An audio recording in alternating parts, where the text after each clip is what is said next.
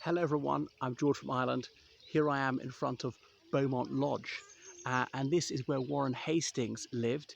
He purchased it in 1785 and he owned it till his death in 1818, though he actually didn't spend that much time here. Indeed, he died in Daylesford, which is in Western England. So Beaumont Lodge, well, it was built in 1714, if I got that right, by the Marquis of Bath. There was previous houses here dating back to the 14th century at least. It used to be known as Renham here.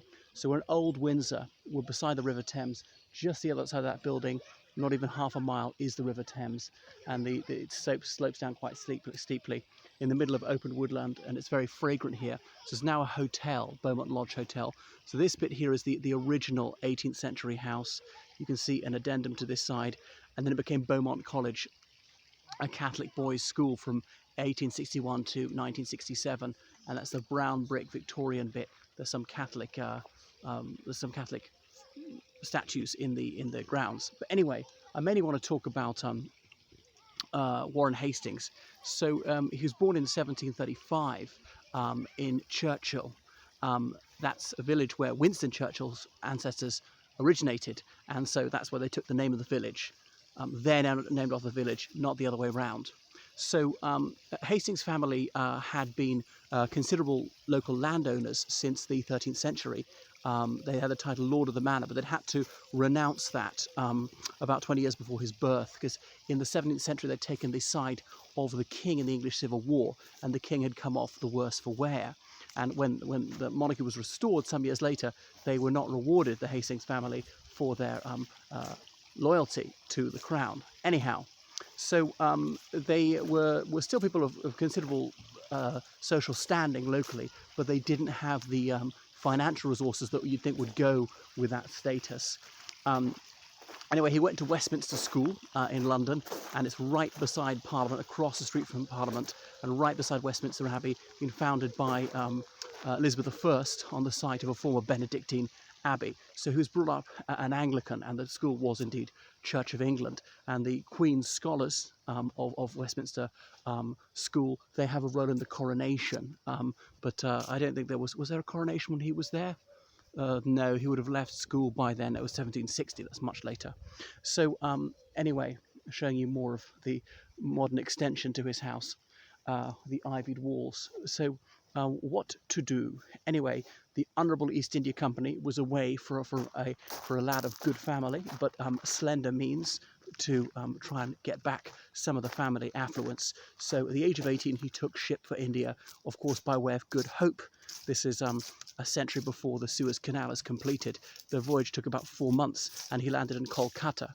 So he was fairly clever. He wasn't quite bright enough to win a scholarship to Oxford or Cambridge. Those are the only two universities in England at the time. And then he was a writer first of all. He soon mastered Bengali. He learned some Hindi. Not sure if he learned any other Indian languages, because of course very few Indians spoke English back then.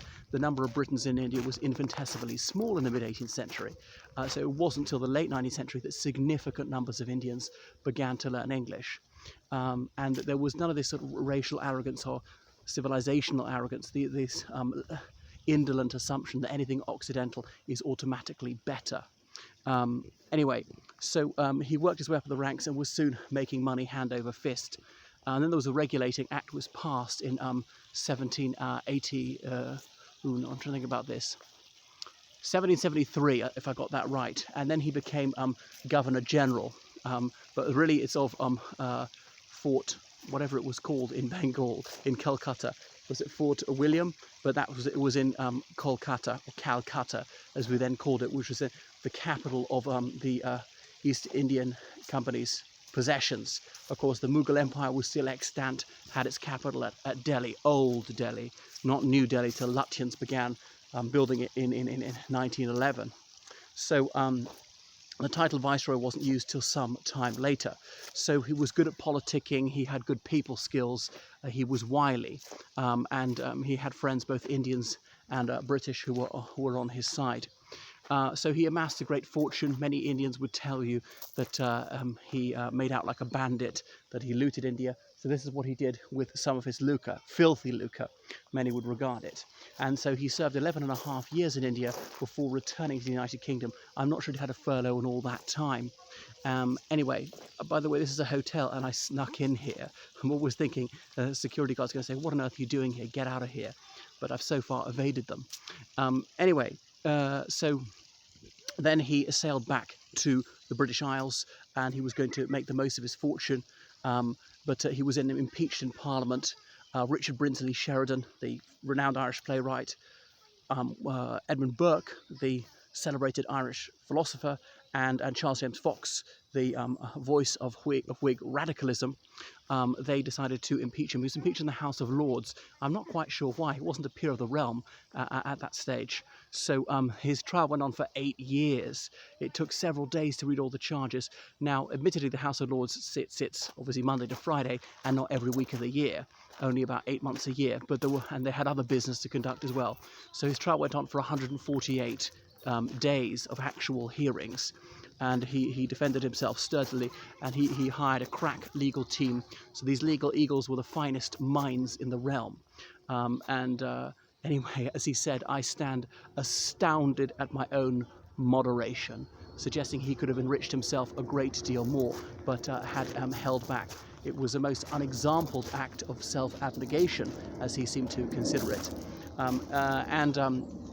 Though he had done some positive things for Bengal, like founding the Asiatic Society or introducing law reform, there were also some very bad things, increasing taxation in a time of food scarcity, and that exacerbated a famine. So a lot of Bengalis died at this time.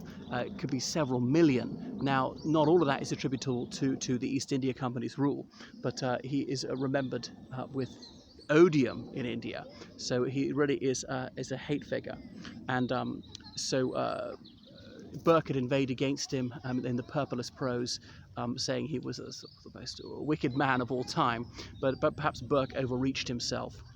Anyway, so eventually Hastings was acquitted on all charges, though he said that the cost of defending himself was so ruinous, of the order of £7,000, you could put 2 zeros in under that quite easily, that had he pleaded guilty, it would have cost him less. But he did get some sort of back pay, something like for all this. Anyway, he'd bought himself a seat to get into the House of Commons, and they openly talked about buying and selling constituencies in those days, because only about 5% of men had the right to vote. They had to own considerable real property in that constituency, and how much property varied wildly from one constituency to the next. So you had some constituencies where there might be a dozen men who could vote. There'd be other constituencies with several thousand men who could vote, and the population of the constituencies varied enormously as well. So Dalesford in Gloucestershire, if I'm not mistaken, was where he sat for. So being elected was really a formality. And you could openly go around handing out douceur to persuade people to vote for you. And these inducements were not illegal at the time, which is why they're so frank, and they made no bones about writing it down, providing written evidence that they were doing this. Only later was that prohibited. So he was in Parliament, but his career didn't go that far, really. So he lived on till 1818, then the very great age of 85 will be considered a super centenarian by today's terms. That's just a little bit about Warren Hastings. Anyway, and as I said, this was a Roman Catholic school, and you can see the crucifix there, the image of Jesus nailed to the cross, and it's all in Latin, eternal rest and so on. Give them their eternal rest, Lord, and above. Eternally not fallen, and so on. That's what it says up there. Okay, so on the other side you have a fantastic view of the river, but I don't think I'm able to go out that way, which is more's the pity. So that's enough from me. Thank you so much for the donations. I'm in dire need of donations to sustain the channel, so please donate to me on PayPal, georgecallahan79@gmail.com, Callahan, Callaghan. Toodaloo.